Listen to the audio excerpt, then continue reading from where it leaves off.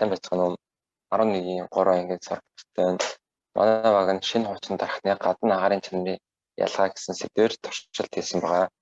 Манайгийн танилцуулга дархан хот шинэ дархан хуучин дархан гэсэн хоёр хэсэгт хуваагддаг бөгөөд ойролцоогоор 5 км-ийн зайтай байдаг. Агаарын бохирдол дархан хотод сүүлийн жилүүдэд их яригдах болсон. Бид эдгээр башилт агаарын чанар хэр ялгаатай байдгийг мэдэх зорилгоор энэхүү судалгаа хийсэн. Бид хуучин дарханд агаарын бохирдол нь илүү гэж тамгалсан. Яагаад гэвэл хуучин дарханд төмөр зам болон олон үйлдвэр барилсан байдаг.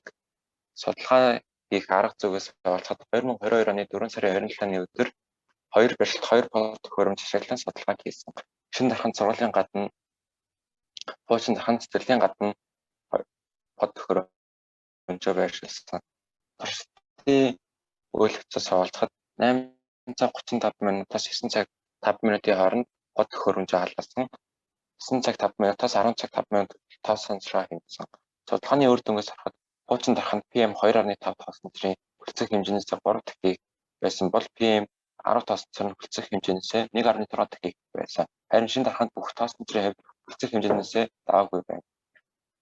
Энэ графикаас харж үзэхэд PM хуучин дарханд PM 10 тооцонтрын хэмжээний 9 цаг 22 минутын турш оргил хэмжээндээ өгсөн. Манайгийн дүгнэлт нь судалгаагаар бидний таамаглалд батлагдсан. Бид хуучин дархны агаарын бохирдол шинэ дархныхаас илүү их байна гэж таамагласан. Хуучин дарханд суурьшлийн процесс илүүтэйгээр үйлдвэр гэхдээ төмөр зам байрладаг мөн гэр оролт нь их байдаг нь агаарын бохирдол нөлөөлж байна гэж бид үзсэн. Бид судалгааг 2 удаа хийсэн. Эхний судалгааны эмчилтийн хугацаа богино байсан тул 2 дахь эмчилтийг хийсэн. Бид судалгаа хийхдээ хуучин дарханд зэрлэгийн 1 давхрын цонхоор гаргах гэсэн бол хошин дарханд 2 давхрын цонхоор гаргах гэсэн энэ судалгааны үр дүнд нөлөөлж магадгүй гэж манай үзсэн. Ихэнх хүмүүс агаарын бохирдлыг 7 орч 4 сар эхлэхэд бараг байхгүй болчихдог гэж ойлгодогч судалгааны үр дүнгээс харахад 4 сарын дунд үед агаар бохирдолтой байгааг харж байна.